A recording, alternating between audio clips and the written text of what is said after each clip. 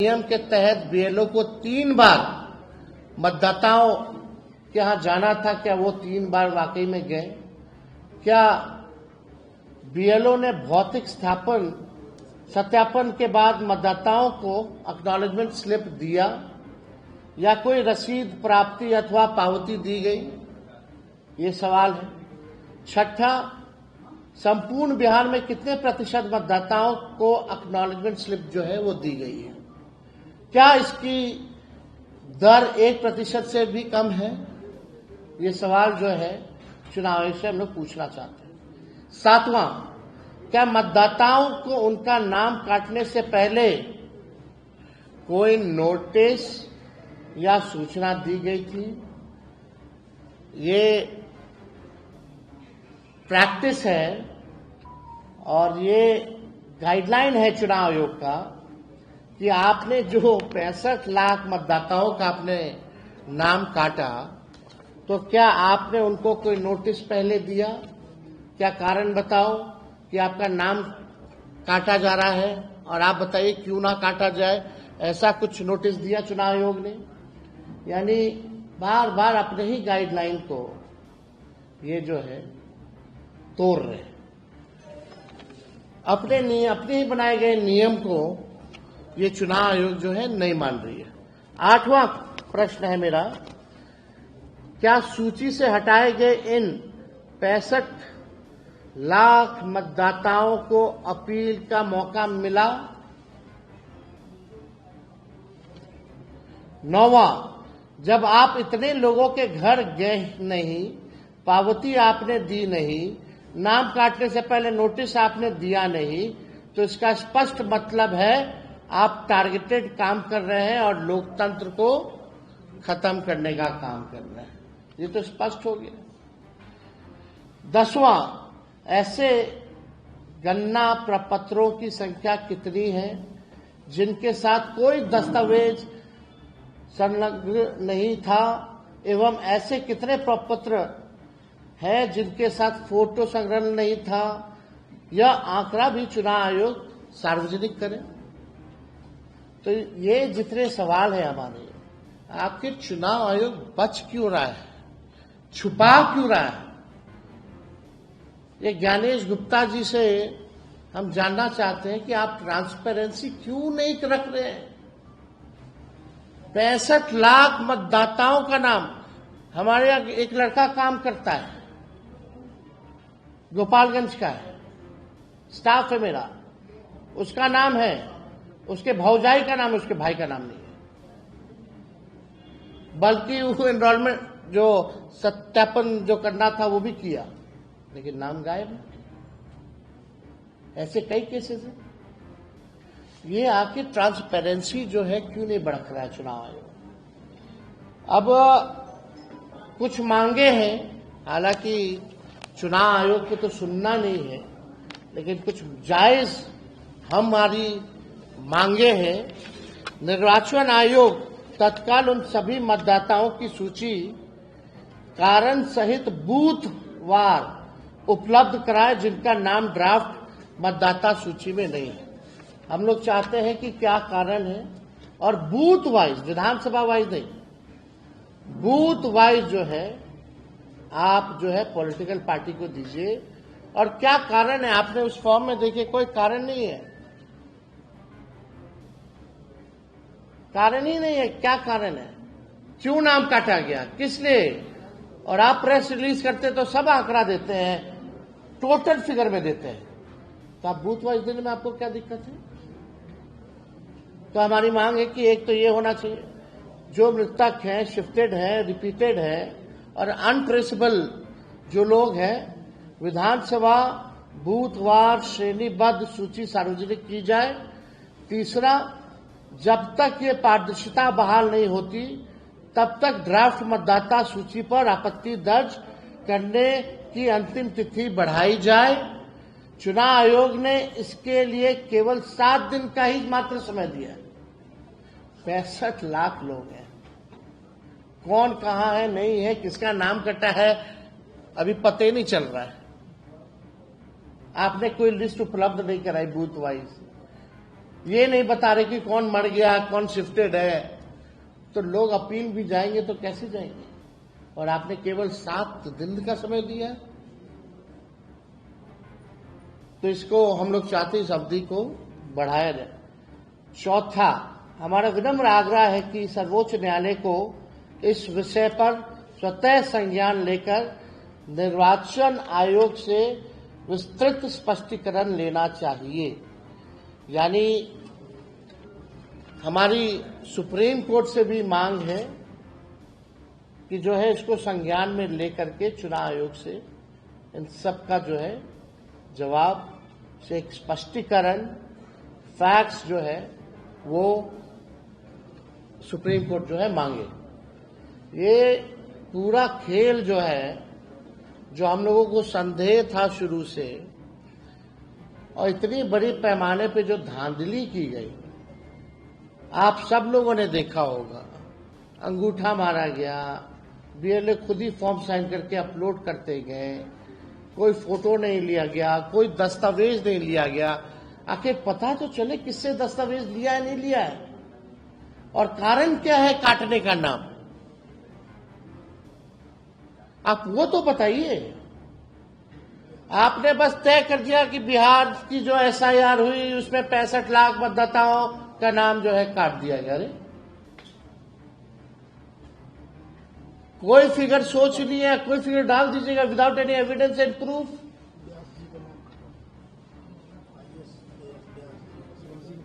जो आईएएस जो व्यास जी हैं, हस्बैंड और वाइफ दोनों का नाम कटा हुआ है, वो ट्वीट किए हैं।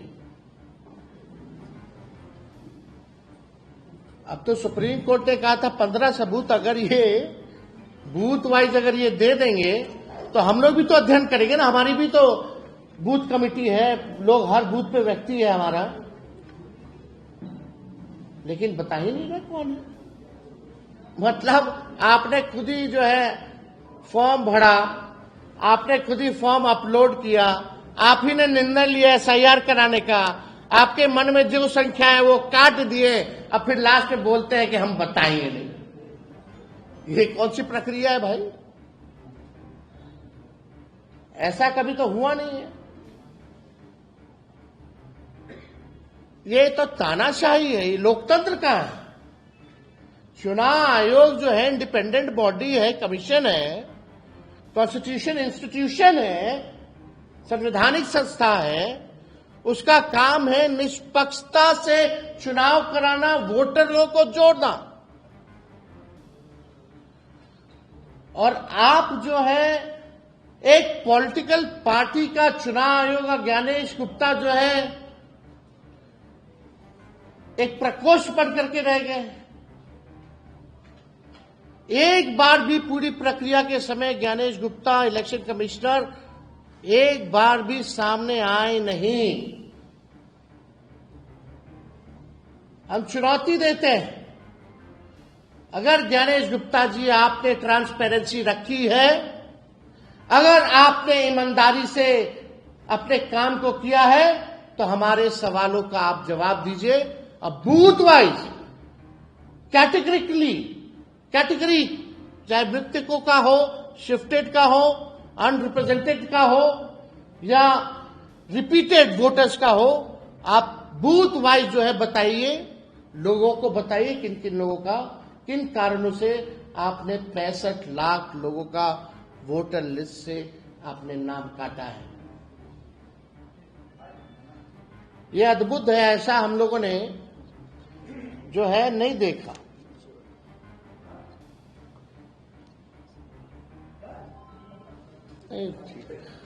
तो और कोई सवाल अगर आप लोगों का होगा? ये कह सकता है ना कि 1 महीने का समय हमने इसीलिए दिया है, इनके नाम कटे हैं, छूटे हैं, तो क्या आपको लगता है 1 महीने में हो सकता है? आप ट्रेस कीजिए, तो आपका चैनल ट्रेस कर ले, आपका तो बहुत बड़ा चैनल है, जरा ट्रेस कर ले। आप बताइए ना, इसमें से मृतक कौन है, कौन शिफ्टेड है, क्या कारण है जिसकी वजह से नाम कटा है?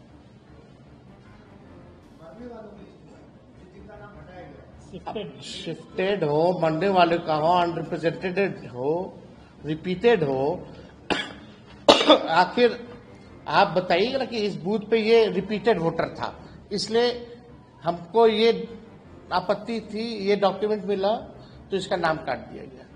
या जैसे जिसकी मृत्यु हो गई है तो आप बताइएगा ना, फल्ला जी जो थे उनकी मृत्यु हो गई और उनके परिवार के लोगों की तरफ से डेथ सर्टिफिकेट मिला तो इसलिए नाम काट दिया गया।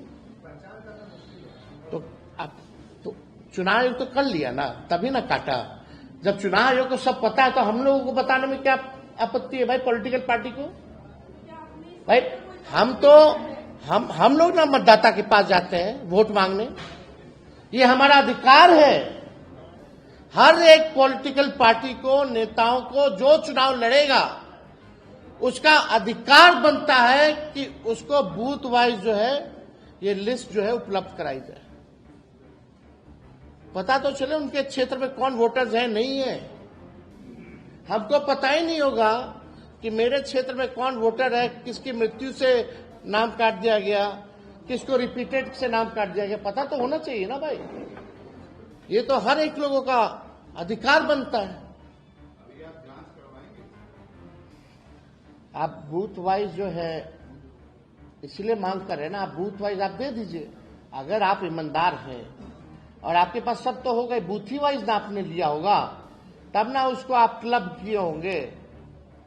क्लब करके आपने विधानसभा वाइज एक आंकड़ा दे दिया, उसमें भी कैटेगरी नहीं है कि इतना विधानसभा में इतने लोग जो है मारे गए, मतलब मरे, इतने लोग रिपीटेड है, इतने लोग शिफ्टेड है, इतने लोग अनरिप्रेजेंटेड है, ये भी नहीं बताया गया।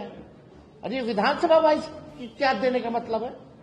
ये तो अगर दे भी रहे विधानसभा वाइज तो हर एक विधानसभा में तकरीबन 320 बूथ कम से कम बूथ जो है होता है, तो वो बूथ वाइज आपको देने में डिटेल क्या है? फल्ला आदमी, फल्ला व्यक्ति मृत पाए गए, फल्ला व्यक्ति, फल्ला ईपीआईसी नंबर दीजिए ताकि हम लोग ट्रेस कर सके। तो ये हमारा सवाल था और गंभीर है ये।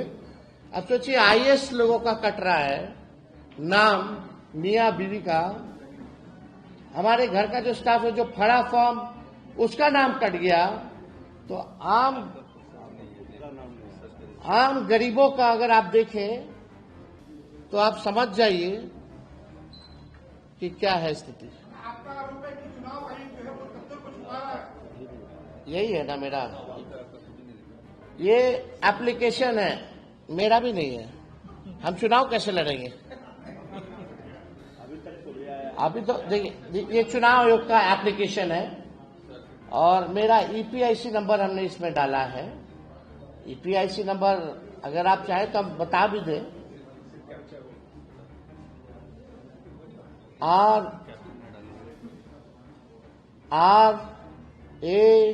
RAB 2916-120, इसमें कैप्चा आता है। हाँ, अच्छा आ रहा है। अब हम डालते हैं कि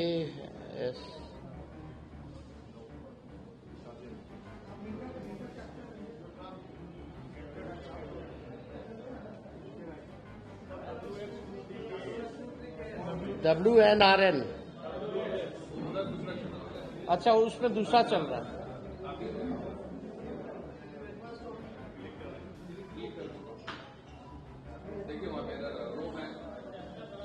डालिए, क्या बोल रहा है? No record. आप देखिए, डालो।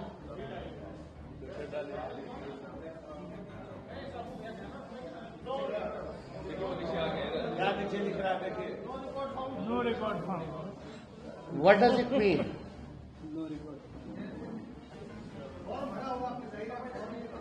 हाँ, चुनाव लड़ने के लिए आपको बूथ वोटर बनना चाहिए, बिहार का वोटर होना चाहिए, तब जाकर के आप चुनाव लड़िए।